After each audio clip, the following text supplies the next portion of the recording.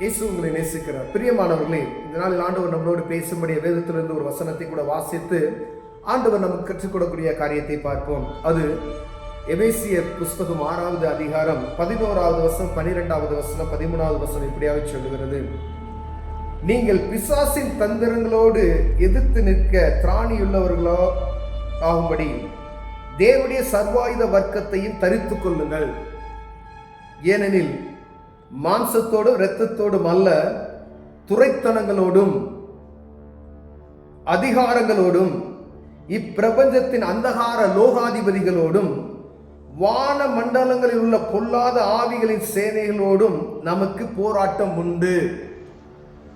கர்த்தருடைய பிள்ளைகள், ஆண்டவரை அறிந்து கொண்ட ஒவ்வொருவருக்கும், கடவுள் பயம் நிறைந்த ஒவ்வொரு மனிதனுக்கும் ஒரு போராட்டம் இருக்கும் என்று வேதம் சொல்லுகிறது. பிரியமானவர்களே, நீங்கள் பிசாசின் தந்திரங்களோடு எதிர்த்து நிற்க, அவன் செய்ய தந்திரக்காரனாகிய பிசாசு அப்படிங்கிற அவன் இப்படிதான் இருப்பான் அப்படின்னு சொன்னா நீங்க கண்டுபிடிச்சேன். 2 கொம்பு வச்சு நம்ம இந்த படங்களை எல்லாம் சினிமாலையெல்லாம் காமிக்கிறாங்க பார்த்தீங்களா, போட்டிருக்காங்க பார்த்தீங்களா, அப்படியே பறந்து வர மாதிரி.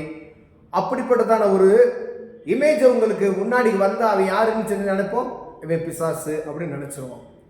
அவன் இப்படிதான் இருப்பான் என்பதை யாராலும் அறிந்து கொள்ள முடியாது. ஏன்னா அவன் எப்படி வேணாலும் வருவான். மனைவி மூலமா வருவான், கணவன் மூலமாய் வருவான், பிள்ளைகள் மூலமா வருவான், வேலைக்காரங்க மூலமா வருவான், எஜமானன் மூலமா வருவான், யார் மூலமா வேணாலும் வருவான் பாருக்கு.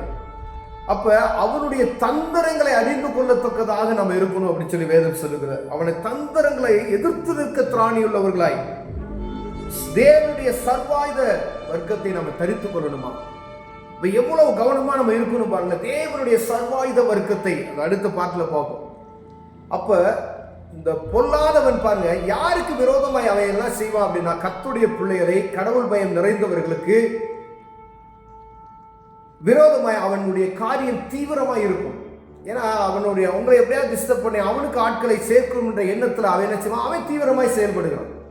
எப்படி கர்த்தருடைய ஒரு மனிதனை பரிசுத்தமாய் மாற்றணும்னு சொல்லி நம்ம எப்படி எவ்வளவு நம்ம பிரயாசப்படுகிறோமோ, அதே போலதான் நம்ம என்ன செய்யறோம் அப்படின்னு கேட்டீங்கன்னா, ஆண்டவருடைய பிள்ளைகளை மாற்றுவதற்கு நம்ம பிரயாசப்படுகிறது போல அவனுடைய காரியத்தில் அவன் என்ன செய்யணும், தெளிவாக இருக்கிறான். பிரியமானவர்கள், அப்ப நம்ம எவ்வளவு கவனமா இருக்கணும்னு பாருங்க.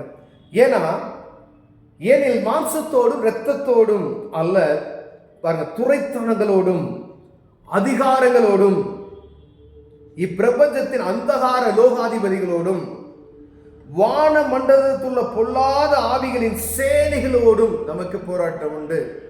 மனுஷருக்கும் நமக்கு போராட்டம் கிடையாது. எந்த மனுஷனுக்கும் நமக்கும் போராட்டம் கிடையாது. நல்ல மனுஷங்க, நம்மள மாதிரி இருக்கக்கூடிய மனுஷனுக்கு நமக்கும் ஒரு போராட்டம் இருக்காது. ஆனா அவர்களுக்குள்ள, ஒரு மனிதனுக்குள்ள அவன் செய்கிற கிரியைகள், ஒரு பொறாமை, போட்டி, சண்டை, கோபம், மூர்க்கம், தர்க்கங்கள் இப்படியெல்லாம் உண்டாக்கி உங்களையும் கோபப்படுத்துவான். உங்களை பரிசுத்த குலைச்சலை உண்டாக்குவதற்கு ஆண்டவர் உங்களுக்கு செய்ய வேண்டிய நன்மையான காரியத்தை பெறக்கூடாதபடிக்கு அவன் செய்கிற காரியங்கள் பலவிதமாய் இருக்கும். வான மண்டலத்தில் உள்ள பொல்லாத ஆவிகளின் சேனைகளோடு, அந்தகார லோகாதிபதிகளோடு, துரைத்தனங்களோடு, பாருங்க எவ்வளவு காரியம் இருக்கு பாருங்க. அப்ப ஜெபிக்கிறவர்கள், கர்த்தருக்கு பயப்படுகிறவர்கள் எப்படி கவனமா இருக்கணும்னு பாருங்களேன். நீங்க கார்ல போறீங்க அப்படின்னு சொன்னா என்ன, ப்ரேயர் பண்ணி நல்லா போகணும். பைக்ல போறீங்க அப்படின்னு சொன்னா ப்ரேயர் பண்ணி பைக் எடுத்து ஸ்டார்ட் பண்ணணும். நீங்க வேலைக்கு போறீங்க அப்படின்னு சொன்னா நல்லா ப்ரேயர் பண்ணிட்டு வேலைக்கு போகணும். எல்லா இடத்துலையும் ஜெபம் தான் நமக்கு பாதுகாப்பு, கடவுள் தான் நமக்கு பாதுகாப்பு, அந்த உணர்வு வரணும்.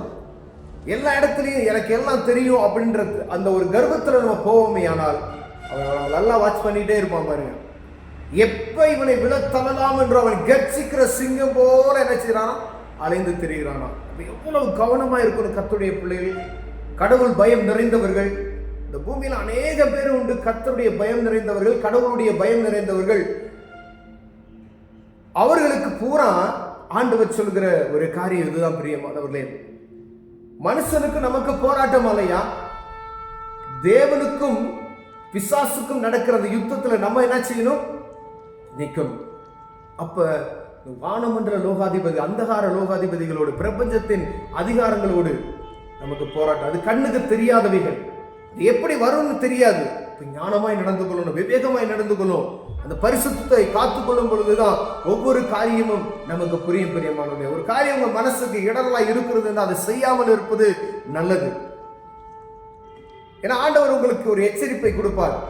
பரிசுத்த ஆவியானவர் உங்களுக்கு ஒரு துணையோடு இருந்து இது தவறான காரியம் அப்படின்னு சொல்லுவார், எச்சரிப்பை கொடுப்பார். நீ அப்ப கவனமா இரு அப்படின்னு சொல்லுவார். வண்டி நீங்க கீழே கல்லு தட்டி கீழே உழுக போற அப்படின்னு சொன்னா ஒரு எச்சரிப்பு கொடுப்பார். பரிசுத்த ஆவியானவர் நீங்க ஆவிக்குள்ள இருக்கும் பொழுது, ஆண்டவருக்குள்ள நீங்க நடக்கும் பொழுது, நீங்க பரிசுத்தமாய் வாழும் பொழுது ஆண்டவர் உன்னை கீழே விழுவதற்கு முன்பதாக ஒரு எச்சரிப்பின் சத்தத்தை கண்டிப்பா கொடுப்பார்.